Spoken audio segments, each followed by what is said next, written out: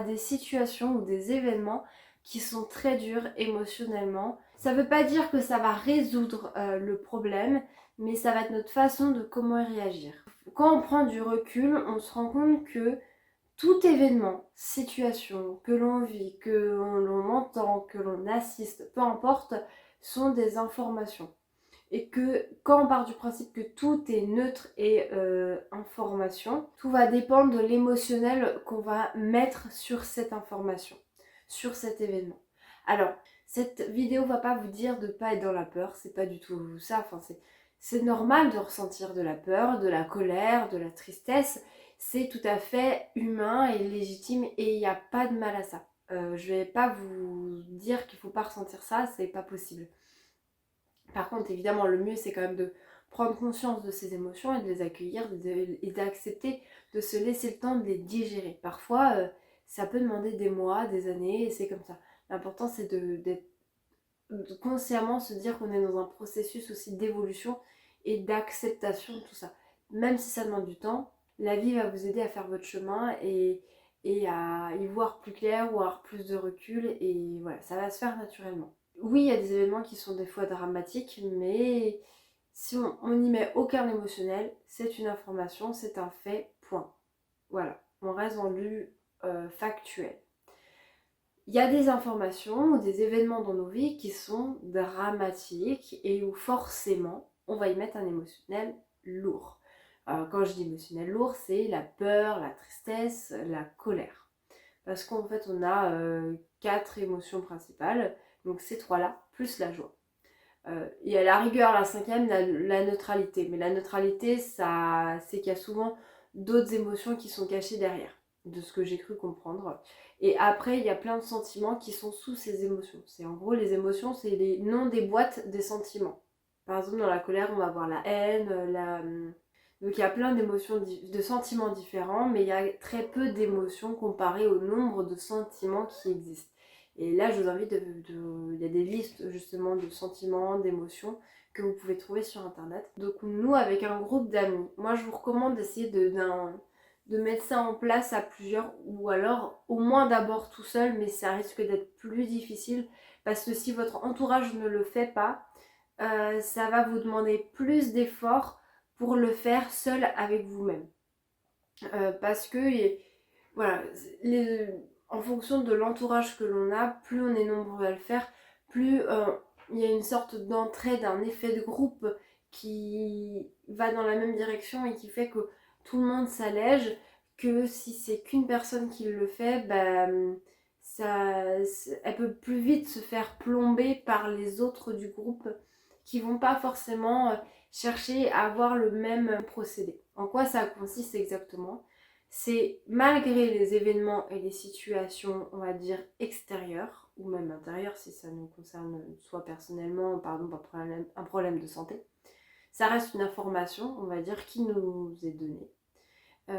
Même si on le vit, c'est une information avec ses conséquences. Donc voilà, on reste factuel. Ça va être comment nous, on y réagit émotionnellement. Donc le mieux, c'est d'essayer de choisir d'y réagir avec l'émotionnel de la joie. Ça ne veut pas dire qu'il faut chercher à être le plus possible tout le temps dans la joie. Non, ça ne veut pas dire ça. Ça veut juste dire d'avoir au moins des moments face à ces situations où on parle de ce genre d'événements, de situations, etc., de ce que l'on vit, qui est difficile, de ramener quand même de l'humour, de la joie, d'avoir un point de vue avec du recul. Qui va nous permettre des fois de nous rendre compte des fois des absurdités ou des situations complètement... Non, j'ai perdu le mot. Bon, j'ai perdu le mot, c'est pas grave, soit il va me revenir là et je vais vous le noter quelque part dans la vidéo. Cherchez à ramener le plus possible de joie par petits moments au moins pour nous aider, enfin ça aide vachement à détendre l'atmosphère, à ramener une légèreté énergétiquement dans le groupe, en soi et dans l'atmosphère, dans la pièce, etc. Et ça ramène de la fluidité et ça peut permettre aussi d'avoir même potentiellement de s'attirer plus de solutions plus rapidement parce qu'on va laisser la fluidité de la vie passer en nous et autour de nous, et on va pas le cristalliser par des émotions trop lourdes. Ça veut pas dire qu'il faut pas les vivre, ces émotions lourdes, ou les accueillir, pas du tout. Ça veut juste dire que on peut les accueillir, mais se dire que voilà, c'est une émotion, ça va passer en fait. C'est même l'émotion est aussi une information. Donc ça permet de voilà, d'avoir du recul. Alors, j'ai des exemples concrets, des exemples plus ou moins graves, plus ou moins importants, de plusieurs types différents, mais je vais pas rentrer dans les détails des problèmes. Premier exemple, je trouve qu'il montre à quel point ça allège assez facilement le fait de passer par le rire, que j'avais dû aider une amie avec... en fait, on était 4. Il y avait un couple d'amis. Cette amie qui avait perdu son chat, qui était décédée, qui avait été avec elle pendant 10 ans. Donc elle l'aimait vraiment très très fort, elle était toujours très proche de ses animaux. Et il y avait moi. Sauf que on avait très peu de temps pour l'enterrer parce qu'il y avait d'autres personnes qui allaient arriver dans le lieu et qu'il fallait qu'on se dépêche. Donc on avait convenu de l'enterrer avant qu'ils arrivent, mais vu que tellement tout s'enchaîne très vite, bah on avait très peu de temps. Donc on a demandé à l'homme, seul homme du groupe, puisqu'on était 4, de l'enterrer, de creuser le trou avec la pelle. Donc il commence, sauf qu'il galérait à enlever de l'herbe, donc il enlevait genre ça de meute de terre, et à chaque fois, et qui faisait que clairement on allait y passer 50 ans. Et sa femme, alors lui c'est drôle parce qu'il est grand, il a de la force, enfin voilà, il en impose. Sa femme, elle est petite, en plus de ça elle portait un manteau long qui faisait que ça la rapetissait encore plus, et quand elle était à côté de lui, bah, ça faisait un énorme contraste de taille. Donc clairement on se dit, la personne qui a le plus de force, c'est l'homme. Sauf que vu comment il galérait, je sais pas comment il s'était brouillé, mais il galérait. Eh bien, elle a voulu participer en disant bon, là ça suffit, tu mets trop de temps, passe-moi la pelle, moi je vais le faire. Et là, elle nous enlevait des meutes de terre énormes comme ça. J'assiste à ça d'un point de vue extérieur. Le chat, je l'ai jamais rencontré. Puis cette amie, elle, bah, forcément, elle était dans l'émotionnel de bah, elle était en train d'enterrer son chat, quoi. Donc, c'était pas drôle du tout pour elle. Là, j'en rigole, mais c'est un peu nerveux. Enfin, je suis désolée, mais je repense à la situation qui était tellement comique que, en fait, c'est très drôle.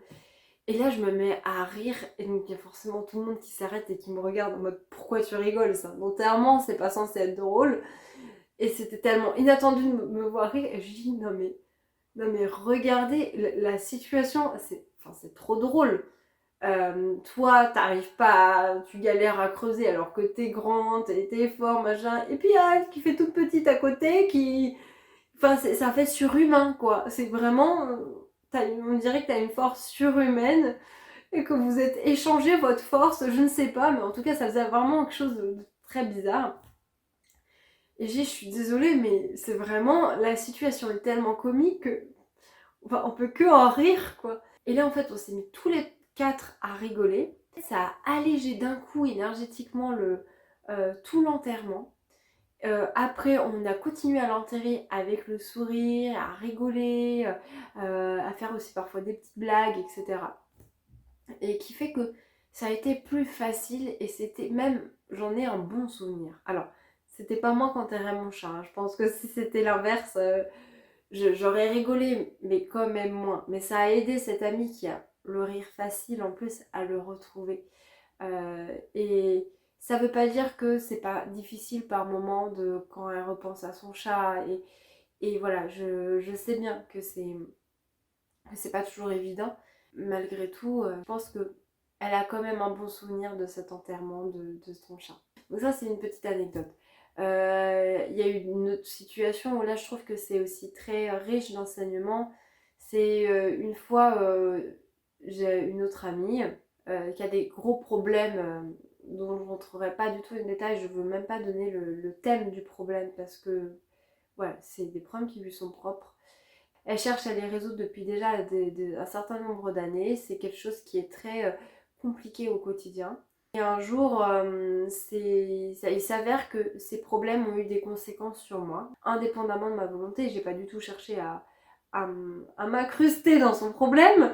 Mais voilà, la vie a fait que je me retrouve plus ou moins mêlée au truc un petit peu. Alors pour moi ça change pas grand chose, mais c'est surtout pour elle que ça change en fait beaucoup de choses. Et donc par conséquent, je lui fais part de cette nouvelle au téléphone. Et donc bah, elle était assez sidérée, elle était clairement embêtée, ça l'embête, enfin voilà, ça lui complique vachement la vie.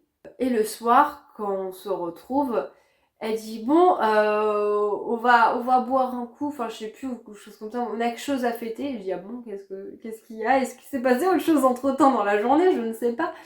Et bon, je me doutais de ce quoi elle pensait. Et là, elle m'explique que c'est pour fêter la continuité de son problème. On a rigolé et on s'est fait un jus de fruits fait maison. Je crois que c'était comme ça qu'on l'avait fêté. Il n'y avait pas d'alcool.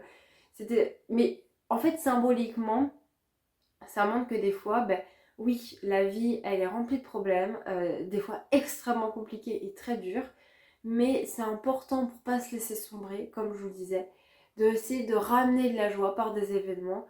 Alors, on n'est pas obligé de continuer à parler du problème en long, en large, en travers, avec tous les détails et à encore plus entretenir cet émotionnel de lourdeur, voilà, au bout d'un moment donné, des fois, faut aussi accepter de passer à autre chose, ou en tout cas pendant un temps, quelques heures, et savoir aussi profiter de la vie, de d'autres événements en fait, de d'autres choses que la vie a de beau à nous offrir. Je vais vous laisser sur ces deux exemples parce que je pense qu'ils illustrent bien, très bien en fait comment ramener de l'humour. C'est pas forcément en riant du problème, mais parfois de le comique de situation qui se passe en même temps que la conversation, ou d'une blague qu'une personne va dire en même temps qui a rien à voir, ou sur le comportement de l'autre, voilà. Ça veut pas dire qu'on ne doit pas garder un sérieux et une écoute quand quelqu'un a un problème. C'est pas ça, c'est savoir ramener quand même une légèreté et à prendre parfois du recul et essayer de réalimenter la machine du rire, de la joie. Et parfois on a besoin d'aide, que ce soit par des blagues, que ce soit par je sais pas, de se faire, de marquer le coup par quelque chose symboliquement. On n'est pas obligé de passer par l'alcool. Je vous ai pris l'exemple du jus de fruits. Il y a plein de solutions.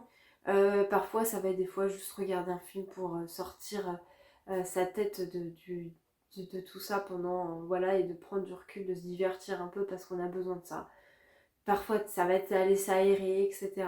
Il y a plein de façons de faire. Là, je voulais vraiment vous parler de l'émotionnel, de la joie, parce que on en a besoin et qu'aujourd'hui, on voit de plus en plus de gens qui sont à cran, qui sont en colère, c'est compréhensible honnêtement, toute cette colère, toute cette tension qu'il y a, on le sent au niveau du collectif. Mais on a aussi besoin de légèreté, et c'est ça aussi ce qui nous aide le plus à avancer, c'est cette énergie de légèreté, de joie de vivre. Sinon, en fait, les émotions on a le plus lourd, comme je vous le disais, ça cristallise et la vie circule moins bien en fait, et donc les solutions aussi. Et on s'embourbe tout seul dans nos problèmes. Voilà. Après, honnêtement, moi aussi, hein, c'est des fois très dur de ramener de la joie.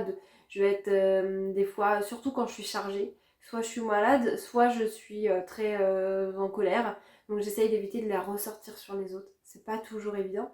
Mais voilà, ça se travaille petit à petit et puis on finit par y arriver, quoi. Et à déconstruire certaines choses. Voilà, on arrive à la fin de cette vidéo et je vous dis à bientôt pour une prochaine vidéo. À bientôt!